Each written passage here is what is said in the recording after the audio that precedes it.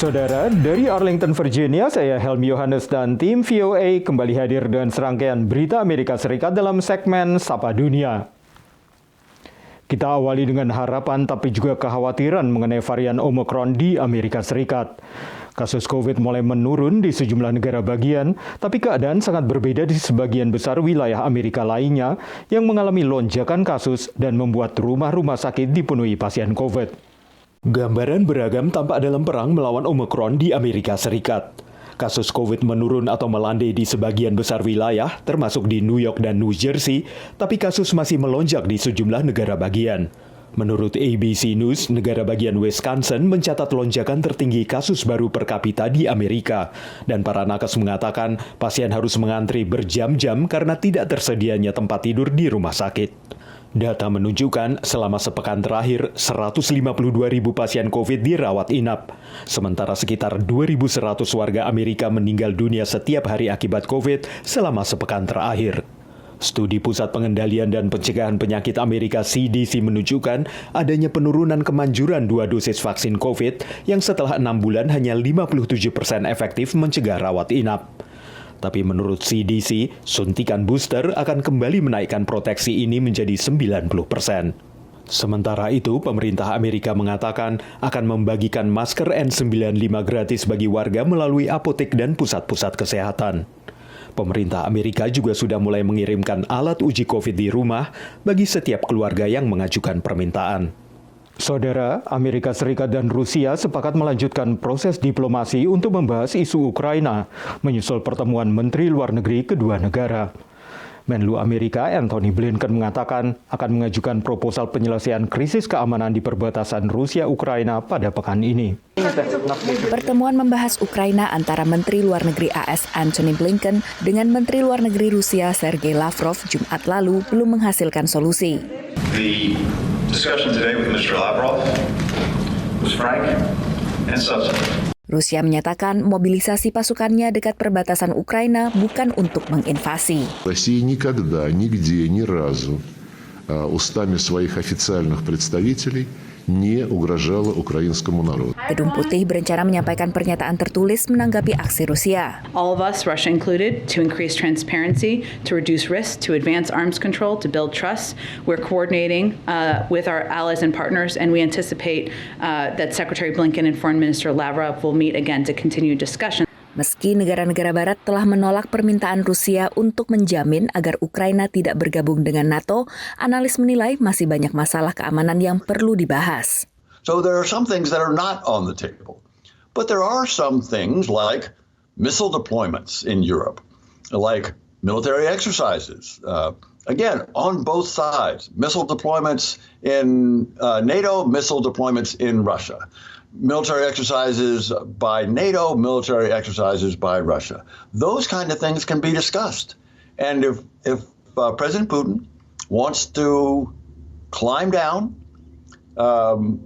look for a non-violent way out, this is on the table. Dengan video rilisan Rusia yang menunjukkan pasukannya berlatih di perbatasan Ukraina, analis mengatakan bila pasukan kemudian melakukan invasi ke Ukraina, ini mungkin akan disesali Rusia karena akan bisa berakhir menjadi perang yang lama dan mahal. Demikian laporan VOA. Beralih ke rencana pertandingan final football Amerika Super Bowl yang akan digelar pertengahan Februari di Los Angeles. Liga Football Amerika mengumumkan ajang ini akan berlangsung dengan prokes ketat dan para pengunjung harus menunjukkan bukti vaksinasi atau hasil tes negatif COVID dan memakai masker selama di dalam stadion demi menjamin kesehatan dan keselamatan semua pihak. Liga Football Nasional Amerika NFL bersiap menggelar pertandingan puncak Super Bowl pada 13 Februari. We hosted Super Bowl last year in Tampa, obviously to limited capacity. So to do it now after an amazing season, it's been such an exciting season. The games have been amazing. So to cap off with a full capacity Super Bowl here at this unbelievable stadium, I mean, we couldn't be more excited. Berbeda juga dari Tampa, Los Angeles juga memiliki protokol kesehatan ketat menghadapi COVID. We will be under the LA County, regulations as it relates to COVID, so people need to show their vaccination cards or have a proof of a negative test when they arrive here at the game. Really important, people, that we are under a mask mandate, so we'll ask fans to be wearing masks in the stadium, while not actively eating or drinking. Los Angeles pun siap menerima penonton dari luar kota. For a long time, we talked about this maybe being the first post-pandemic event. Well, I'm not sure that may not hold true anymore as we fight this latest variant. But truly, this is about getting people back to travel, making people feel safe, how we enjoy great events, great sporting events in a safe manner, being vaccinated, having negative tests, wearing masks, and can Los Angeles do it? And we have such an amazing advantage of being outdoors, in Los Angeles in February, to be able to plan those events across the city, truly in a safe manner will bring people to SoFi Stadium. Di luar mereka yang menyaksikan langsung di stadion, Super Bowl biasanya ditonton sekitar 100 juta warga Amerika Serikat lewat siaran langsung, menjadikannya program TV yang paling banyak ditonton setiap tahunnya. Demikian laporan tim VOA. Kini kita tengok Ian Martin Ciputra, warga diaspora Indonesia asal Surabaya yang menjadi salah satu seniman komputer grafis atau CG artist yang terlibat dalam pembuatan film Spider-Man No Way Home. Ian berkiprah di industri film Hollywood setelah belajar animasi grafis di Florida. Dan ia juga pernah terlibat dalam beberapa pembuatan film besar lainnya seperti Dr. Sleep dan Mortal Kombat. Spider-Man No Way Home, film terlaris di era pandemi, memang menyajikan banyak adegan dahsyat yang semakin hidup dengan sentuhan seniman grafik komputer atau CG artist.